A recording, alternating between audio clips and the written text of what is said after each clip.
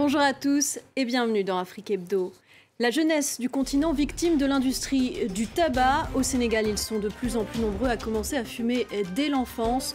Autorités et associations tentent de lutter contre ce phénomène. Action et innovation pour un patrimoine mondial durable au service des communautés en Afrique. C'est le mot d'ordre de la célébration du cinquantenaire de la Convention de 1972 qui s'est déroulée au Cameroun.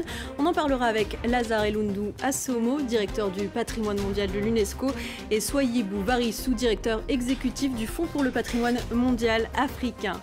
La Tunisie veut une meilleure reconnaissance de son or vert.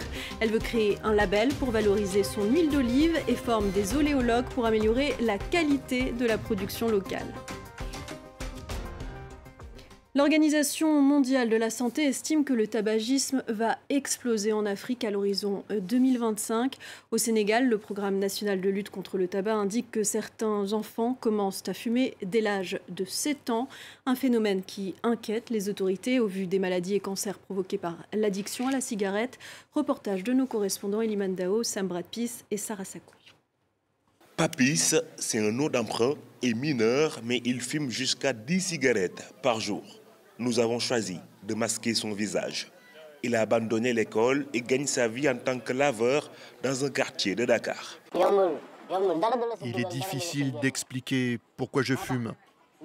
Pour moi, c'est un moyen d'évasion. J'aimerais bien arrêter. Peut-être à l'avenir. Près de 12% des garçons et 7% des filles âgées de 13 à 15 ans consomment du tabac au Sénégal, selon la Ligue sénégalaise de lutte contre le tabac. Djibril, un militant anti-tabac, sensibilise contre les dangers de la cigarette dans cette université privée de la capitale. Quand vous fumez, voilà ce que ressemble votre poumon. Et si vous ne fumez pas, il estime qu'il est important d'intervenir tôt chez les jeunes. Il faut cibler les jeunes parce que l'industrie du tabac cible les jeunes. Et où sont les jeunes? Les jeunes sont dans les écoles. Les jeunes sont dans les écoles. Donc il faut aller les trouver chez eux, discuter avec eux, échanger avec eux, pour ne pas qu'ils tombent sur le piège de l'industrie du tabac. Un paquet de cigarettes coûte moins de 2 € au Sénégal, un prix jugé trop bas par Oumar Ba. Cet oncopneumologue est en même temps le directeur du programme national de lutte contre le tabac du Sénégal. Nous avons fait la sensibilisation. Nous avons fait les avertissements sanitaires, nous avons interdit de la publicité, mais ça ne suffit pas. Ce qu'il faudrait, c'est rendre le tabac inaccessible, c'est-à-dire cher. Il faut qu'on augmente la taxe sur les produits du tabac. Le programme national de lutte contre le tabac dit travailler avec l'État sur une nouvelle législation pour augmenter le prix des cigarettes. Elle compte sur la nouvelle Assemblée nationale pour voter cette loi. La vieille ville de Lamu au Kenya, le parc national des Virunga en République démocratique du Congo ou encore Koutamaku au Togo, autant de sites magnifiques reconnus au patrimoine mondial culturel et naturel de l'UNESCO. Pourtant, comparé aux autres continents, l'Afrique est sous-représentée. Les sites reconnus constituent seulement 12% de la totalité des biens inscrits. Nos deux invités entendent bien changer cela. Bonjour Lazare Elundu Assomo et Soyibou Varissou. Vous êtes respectivement directeur du patrimoine mondial de l'UNESCO et directeur exécutif du Fonds pour le patrimoine mondial africain. On vous retrouve depuis Yaoundé où vous avez participé à la célébration du cinquantenaire de la Convention de 1972. Un appel à l'action a été lancé. Quelles sont les actions qui doivent être menées justement ? Cet appel à l'action est vraiment un texte fondateur parce que non seulement il souligne la préoccupation des experts africains et surtout des ministres de la culture et de la nature en Afrique de la question de la sous-représentativité de l'Afrique sur la liste du patrimoine mondial tout d'abord et appelle l'UNESCO à mettre en place des mesures concrètes pour le renforcement des capacités, non seulement pour inscrire plus de sites sur la liste du patrimoine mondial en les identifiant, mais aussi pour tout faire pour que le nombre important des sites qui sont sur la liste du patrimoine mondial en péril ne le soit plus, que ce chiffre diminue dans les années à venir. Alors c'est aussi un texte qui appelle à impliquer les communautés, à trouver un équilibre entre la conservation et la question d'assurer le développement socio-économique des populations. Et enfin, c'est un texte qui demande que les jeunes soient impliqués, parce que les jeunes, c'est aussi l'avenir du patrimoine mondial et c'est l'avenir du patrimoine mondial africain. Comment comptez-vous vous y prendre pour mobiliser la jeunesse à ces questions essentielles?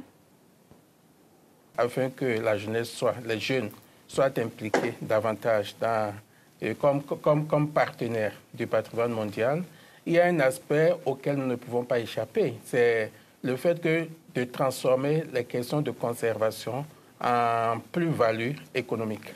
Ça, c'est extrêmement important. Et si on sait que l'Afrique est le continent où il y a beaucoup de pauvreté, plus de 40% de la population vit dans la pauvreté absolue, cette question qui est aussi chère à l'Union africaine et à nos chefs d'État devient préoccupante. Et tant que nous n'allons pas la régler à mon niveau, le patrimoine mondial en Afrique risque de souffrir sur les 50 prochaines années.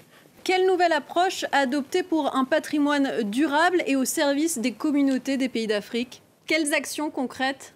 Parmi les actions concrètes, il y a le renforcement des capacités professionnelles, par exemple, qui est un investissement continu et qui doit impliquer non seulement les écoles de formation professionnelle, mais aussi les universités.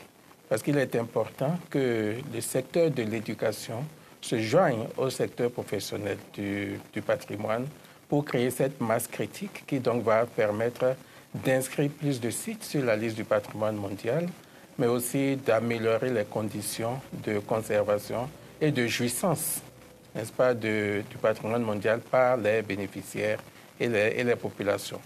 L'autre action concrète qui nous paraît très importante, c'est à travers une décision de l'Union africaine qui veut qu'à l'horizon 2030, au moins 1% des budgets nationaux soit consacré au secteur de la culture. Et actuellement, ce chiffre, ce pourcentage, les performances, les allocations budgétaires qui sont faites sont dans la plupart des pays africains, largement au-dessous de 1%. Donc, l'affectation de plus de ressources budgétaires est une autre action concrète qui permettra d'augmenter les ressources internes que l'Afrique pourra mettre à disposition pour régler, en tout cas pour répondre aux questions autour du patrimoine mondial. Je le disais, l'année 2022 marque la célébration du cinquantenaire de la Convention de 1972 sur le patrimoine mondial. Quelles sont les priorités, vos priorités pour les 50 prochaines années? Nous sommes ensemble avec le Fonds pour le patrimoine mondial africain parce que l'UNESCO voudrait effectivement regarder vers l'avenir pour les questions qui concernent l'Afrique, ensemble avec le Fonds pour le patrimoine mondial africain, qui est un important outil pour appuyer non seulement financièrement les pays africains à investir encore un peu plus dans la préservation du patrimoine.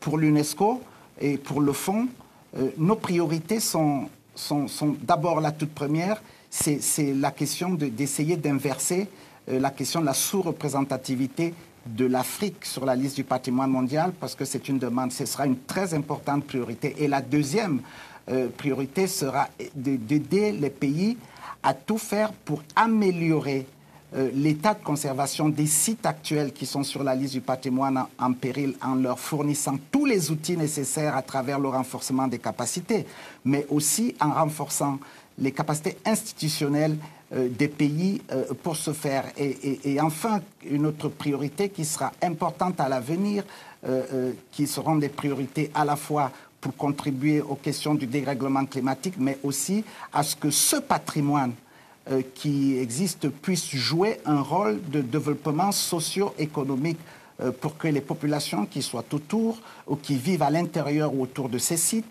puissent en tirer le maximum de bénéfices pour l'intérêt de leur population. Et c'est ce que nous demandent les ministres de la Culture en Afrique. C'était l'importance de cette réunion qui a été organisée à Yaoundé. Je pense que réconcilier la conservation avec les activités génératrices de revenus, qui sont des activités pérennes et durables, ça c'est un grand enjeu auquel nous devrons faire face pour assurer que nos sites sont bien conservés et bien gérés. Merci Lazare Elundu Assomo et Soyibou Varissou d'avoir été les invités d'Afrique Hebdo. C'est nous qui vous remercions. C'est un pilier de l'économie tunisienne, l'huile d'olive, troisième producteur mondial derrière l'Espagne et l'Italie. Le pays exporte son huile d'olive vers plus de 60 pays dans le monde. Certains entrepreneurs du secteur veulent aller au-delà de cette exportation en vrac. Ils ont décidé de former des oléologues. Ces dégustateurs spécialisés auront ensuite pour mission de promouvoir la qualité des marques locales.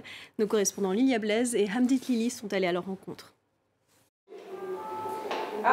Savoir sentir et déguster, deux qualités essentielles pour être un bon oléologue. Celui qui déguste l'huile d'olive à la manière d'un sommelier. Dans la Médina de Sousse, à l'est du pays, cette entrepreneuse montre les gestes pratiques pour déguster l'huile. Alors ce bruit, c'est l'intrusion de l'air en bouche pour vraiment diffuser l'huile et révéler les attributs en bouche. Ces passionnés, professionnels du secteur et agriculteurs doivent savoir déceler les équilibres chimiques et sensoriels du produit. Tu sens l'amande, la pomme? Oui, l'amande des pommes. Le fruité, le piquant et l'amertume sont les attributs d'une huile de qualité. Soraya veut créer une communauté de dégustateurs qui saura mettre en valeur les marques tunisiennes qu'elle expose avec d'autres dans son bar à huile. C'est toute une jeune génération d'agriculteurs, de producteurs qui investissent dans la qualité, qui investissent dans le terroir tunisien. Et on veut vraiment qu'ils aient une plateforme internationale. En Tunisie, il existe déjà 22 panels de certification, mais le métier d'oléologue n'est pas toujours connu. Dans la Médina de Sfax, une association a décidé d'éduquer les jeunes malvoyants dès le lycée à la dégustation de l'huile d'olive. Leur formatrice souhaite en faire des experts de l'huile d'olive. L'idée est vraiment de montrer à ces jeunes qui sont différents des autres qu'il y a de nouveaux métiers très accessibles pour eux. L'objectif, atteindre les standards d'un certificat international qui permettra à ces jeunes d'avoir un diplôme reconnu. Et c'est ainsi que se termine votre magazine. Merci à tous d'avoir été avec nous.